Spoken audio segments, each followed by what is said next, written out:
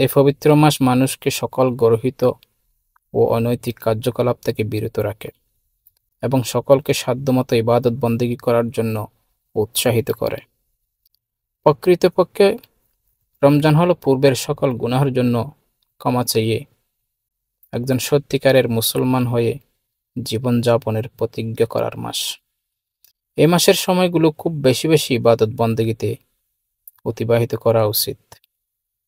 হযরত আবু মুসা রাদিয়াল্লাহু তাআলা আনহু হতে বর্ণিত, আল্লাহ রাব্বুল আলামিন নিজের উপর অবধারিত করে নিয়েছেন, যে ব্যক্তি তার সন্তুষ্টির জন্য রোজার কারণে পিপাসার্ত থেকেছে, তিনি তাকে কিয়ামতের দিন পানি পান করাবেন।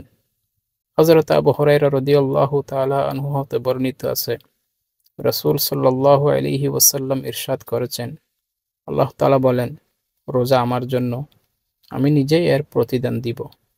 কিয়ামতের দিন রোজাদারদের জন্য একটি বিশেষ পানির হাউজ থাকবে, যেখানে রোজাদার ব্যতীত অন্য কোনো কারো আগমন ঘটবে না।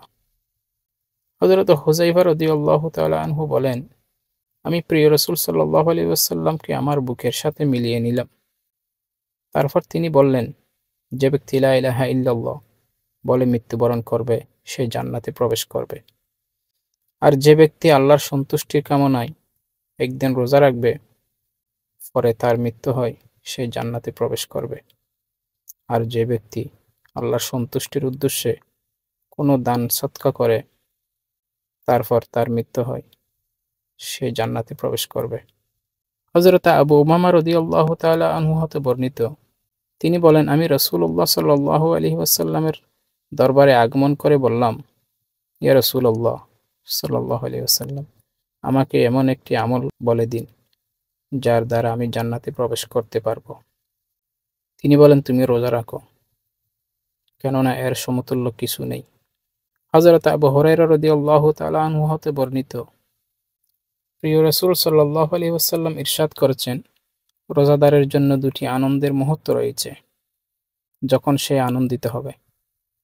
এক, যখন সে ইফতার করে, তখন ইফতারের কারণে আনন্দ পায়।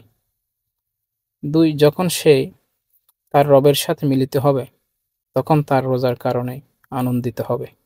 অন্য বর্ণনায় এসেছে, যখন সে আল্লাহর সাথে মিলিত হবে আর তিনি তাকে পুরস্কার দিবেন, তখন সে আনন্দিত হবে।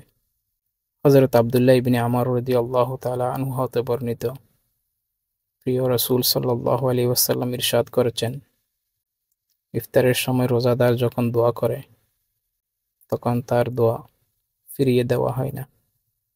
মহান রব্বুল আলামিন আমাদের প্রত্যেককে রমজানের উসিলায় আমাদের সকলের গুনাহ মাফ করে দিন এবং কাল কিয়ামতের ময়দানে যেন এই রমজান আমাদের প্রত্যেকের জন্য নাজাতের উসিলা হয়।